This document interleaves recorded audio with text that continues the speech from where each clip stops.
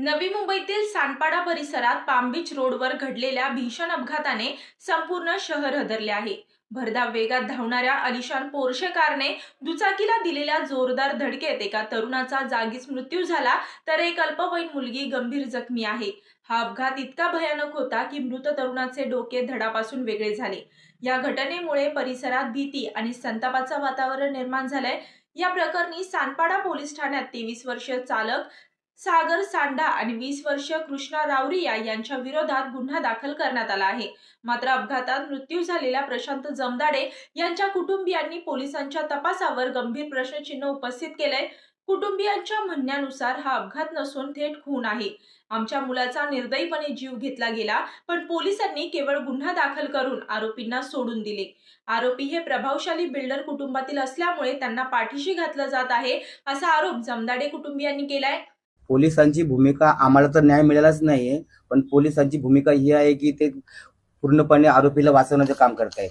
त्यांनी माझं असं म्हणणं आहे की त्या पाम बीच रोडला हाय स्पीड कॅमेरे आहेत आणि त्यांनी जर ठरवलं असतं की हे 1-1.5 तासाच्या आतमध्ये त्यांनी आरोपीलाही अटक करायला पाहिजे होती आणि त्या गाड्याही अटक करायला पाहिजे होत्या आणि ड्रिंक अँड ड्रायव्हिंग आहे का ते पण बघायला पाहिजे होतं.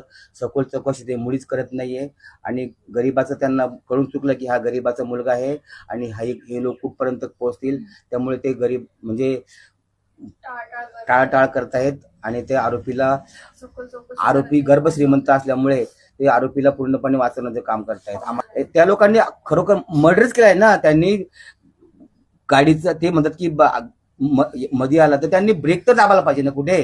आणि सबकती जर झाला असतं तर त्यांची पण गाडी खाली गेली असती, खाली गेलेली आहे. त्यांनी कुठे ब्रेकही दाबलेला नाहीये आणि त्यांनी अशा पद्धतीने गाडी घातलेली आहे की पूर्णपणे त्याच्या मुंडीवरून गाडी घातलेली जाणून. इतर ठिकाणी त्यांना दिसलं नाही, म्हणजे पायावर किंवा पूर्ण रोड मोकळा असताना त्यांनी जाणून बुजून मुंडीवरूनच का गाडी घातली. हा माझा पूर्णपणे त्याच्यावर म्हणजे एक प्रकार त्यांनी खूनच केलेला आहे माझ्या मुलाचा 100%. 6 वाजता पोलिसांनी आम्हाला कळलंच नाही आणि माझ्या मुलाचा कुठलाही प्रकारे त्यांनी आम्हाला एकही वस्तू आणून दिलेली नाहीये आणि घटनास्थळाचा पंचनामा पण आम्हाला अजून कोण दिलं नाही आणि पंचनामा पण त्यांनी केला का नाही केला म्हणजे खूपच याच्यामध्ये पूर्णपणे संशयास्पद आहे.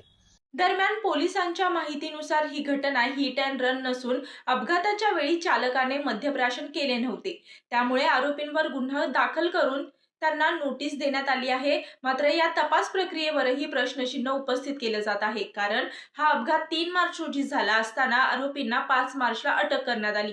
त्यानंतर त्यांच्या वैद्यकीय तपासणीत मद्यप्राशन केल्याचे आढळले नाही. त्यामुळे सुरुवातीला तातडीने कारवाई का करण्यात आली नाही, आरोपींना ताब्यात घेण्यासाठी उशीर का झाला आणि प्रभावशाली नातेसंबंधांमुळे त्यांना दिलासा दिला गेला का, असे अनेक प्रश्न आता उपस्थित होत आहेत. मृत तरुणाचे वडील विजय जमदाडे यांनी भावनिक प्रतिक्रिया देत सांगितलं की आमच्या मुलाचा जीव गेला, पण आम्हाला अजूनही न्याय मिळालेला नाहीये.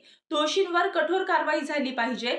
तर मृत तरुणाच्या आईनेही अश्रूंनी भरलेल्या डोळ्यांनी न्यायाची मागणी केली आहे. या घटनेनंतर नागरिकांमध्येही संतापाची लाट उसळली असून निष्पक्ष चौकशी करून दोषींना कठोर शिक्षा देण्याची मागणी जोर धरतीये. आता या प्रकरणात पुढे काय कारवाई होते आणि जमदाडे कुटुंबियांना न्याय मिळतो का, याकडे सर्वांचं लक्ष लागलंय.